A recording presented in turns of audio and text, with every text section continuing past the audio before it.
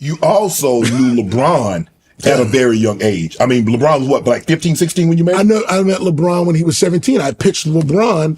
The whole story about LeBron and the $10 million check that he turned down. Yes. I was there. It was my idea to give him the check. I was in the room to give him the check. A kid with a single mom. I couldn't believe it. Living in an apartment. Yeah. And you got a $10 million check. So here you go, bro. Paul Fineman. So I tell Paul Fineman, I'm like, we leave. We're in New York for meetings. We're flying up to Massachusetts to meet LeBron. He's flying the plane, from Akron. It's like a 6 o'clock, 5:30 meeting. I had to finish school to come to me. Boom. I'm like, Paul. He goes, Adidas is going to do the deal. Nike's going to do the deal. He wants to go to Nike. His agent is already pre-approved, did a deal with Nike. I'm like, let me tell you how you deal with this. In the record business, when you want to sign somebody, you give them the money right there in the front. Like, you know what? Whatever you think the number is, we'll give you this signing bonus right now to not even take the other meetings. Because I figure if you're meeting me, you're really considering it. Right. I'm going to give you a signing bonus to make, on top of what you think you should get, so that there's no reason for you to take the other meetings. $10 million is the number. He calls his wife. This is when I seen some balling shit. He calls his wife. When we land on the FBO, there's a $10 million personal check waiting at the thing because we're going right to the office. I'm leading the pitch to LeBron and Maverick and his agent at the time. I can't remember this guy's name. Aaron Gordon. Doing the pitch, doing the whole thing, and we get to the final stage, and Paul's going to present him the check. Paul presents him the check. I remember staring at his face. This is huge. We're going to sign LeBron James. We leave the room. We come back. When he leaves the check and says he's going to take the other meetings, I clap. I knew the world changed. A young black man, 18 years old, walked away from $10 million going back to the projects. I clapped. And it was my idea. That didn't work. It meant so much. Not that the Reebok was wrong or the check was wrong, but the freedom and confidence and belief in yourself to do that. This is a new generation of individuals. This is a new generation of thought that's coming from African Americans. That's what I thought about. And I was so proud of us at that moment. Wow. And you pretty much been in his life because you did the Beats by Dre commercial with him. You did it with Bronny. LeBron and I are like this, man.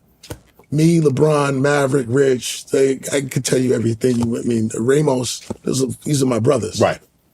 These are my brothers. Maverick worked with me, since he was 6 months before that. Maverick was with me, staying at my crib, working out of my office, me mentoring him, giving him, the tips, showing him the business, whatever. Like, those are my brothers. Right. It's like that. I've been in every iteration of that camp. From before the decision to this, to every single thing. Love those guys. Love LeBron. And how you feel about him is, I'll just tell you right now, forget the arguing of who's the best basketball player of all time. There's not even a question. He's the best athlete of any sport of all time. But forget whether he's the best basketball player or not, he's the best professional athlete in any sport I've ever heard of, seen of. Nobody's even close. You did Allen Iverson's first commercial.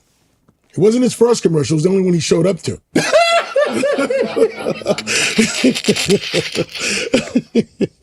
Well, Chuck, I love you, Chuck. The man did say practice.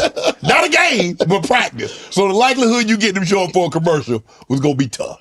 He showed up to the commercial, and it was a very special thing that will, the commercial with him and Jadakiss, man, it played on radio like a song. It became a song. It was Allen Iverson bouncing a ball, creating a beat that Jadakiss rapped to. Right. And when I did that, Hype Williams, who's a great music director, at the time he shot a lot of music videos. He dominated shooting music videos. Shot that. No one thought he could shoot commercials at the time. Why? I still have no idea why that was even a thought. And we shot that commercial, and it was part of the package of talking about rebranding, we had to, Reebok was skips. This is very good. You know what skips are? And people, I don't wear those. Those are skips. Yeah. You don't want to wear those. Right. Right. You skip those and find something else. You skip something and find something else. Those are Reeboks. We had to rebrand that.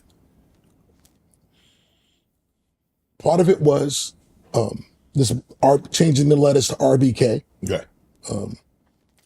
Jay-Z, obviously, and 50 Cent and all of that stuff. And then it was AI and Jadakiss. So we did work around AI and Jadakiss. We did another spot with Stevie Francis and Scarface at the time. Yeah. That wasn't as successful. But we were doing this thing to fuse music and sport together. Because my whole thing was like every rapper wanted to be a basketball player and basketball player wanted to be a rapper. And that's less true than it was back then, today. But because of that, I wanted to create marketing and advertising around that fusion. And that was the way we rebranded Reebok. Right. How were you able to convince Jay-Z to create a sneaker with Reebok? It wasn't really hard to convince him. Nike at the time didn't believe in music as performed. Nike was very disciplined to its manifesto about athletes and performance. They wouldn't mess around with anybody else. So an artist, the most you can get from Nike was some free sneakers. Right. They wouldn't do business with you. There was no commercial opportunity. And Jay-Z knew, like the great ones do, that he was moving the culture. Okay? So when he told everybody we wearing button-up shirts, we're going to change clothes, that was happening. If he did a pair of sneakers with Reebok, forget Reebok's whatever they were, if he puts his name next to it, they're going to buy his sneakers. Right. And he didn't have any self-doubt that, forget Nike, I could do this with them. And by the way, while he was wearing his sneakers and selling his sneakers, sometimes he'd wear Nike too. And he's like, people ain't going to believe me if all I did was wear my sneakers. I got to show them that I choose to wear my sneakers like I choose to wear those. It's an option. But like this whole idea, like only wear your sneakers, he knew that looks fake because that wouldn't be real. Right. What's real is I do like these. I also do like those. But it's creating an option, right? Which put Reebok in the conversation. So it didn't really take much convincing. The convincing was, getting a deal done, not if Reebok was the right. And he wasn't an ambassador; he was a partner. No, Jay-Z's not the ambassador of anything except himself. He was a partner. He was a 50-50 partner. Want to join Club Shay Shay? Become an official member by hitting that subscribe button, where you never know who's going to be joining us for drinks and conversation. Don't be late to the party because we like to do something before two something.